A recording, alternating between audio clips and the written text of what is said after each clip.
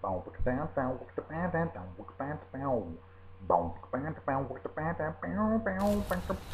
folks, BC here, and today I'll be doing part 4 of my So You Want to Own a Deuce and a Half series, and today I'll be focusing on the bed of the Deuce and its capabilities.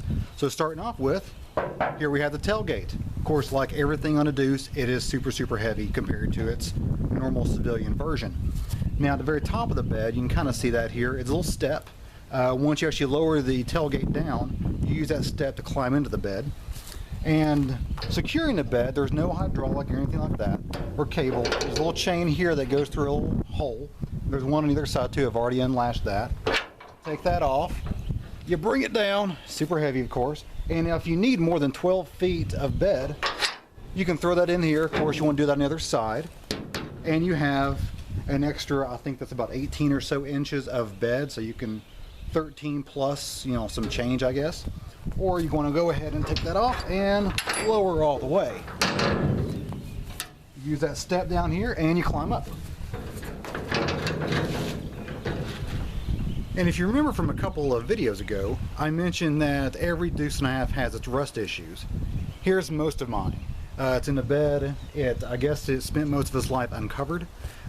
This summer, one of my projects is going to sandblast all this out and completely repaint it to a good old army green finish. Now if you notice the bed of the Deuce, the metal part only comes up to right here. It's maybe about a foot tall or so, and the rest of it, I have these troop seats which actually just slide down into holes inside the metal bed. And to lower these seats, you have one of these little clips at every side, and I'll lower them and I'll show you how it goes down. And here's a second clip on this side, so let me undo that and drop the seat down for you. And you can sit down here.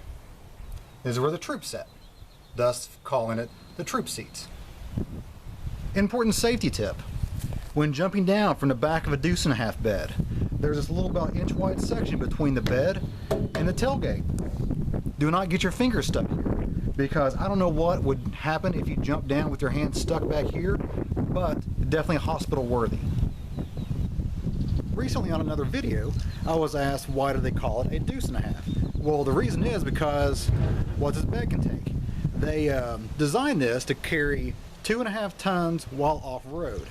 It can also carry 5 tons while on-road, but worst possible circumstance, worst possible scenario, 2.5 tons off-road. And somebody somewhere decided to coin the term Deuce and a Half because, and I guess that one stuck because 2.5 or M35A2, just too much of a mouthful. So Deuce and a Half just rolls off the tongue so well and just stuck. And for those of you who are curious, I am wearing a sidearm today. The reason is because it was a local coyote attack, and it's better safe than sorry. I would never kill one unless it was pure self-defense though, because I think they're actually beautiful creatures. So, next up I will be going into the cab and showing you all the interior and all the functional knobs and switches and whatnot, and that will be So You Want to Own a Deuce and a Half part 5 I guess. So I'll see you then. See you guys.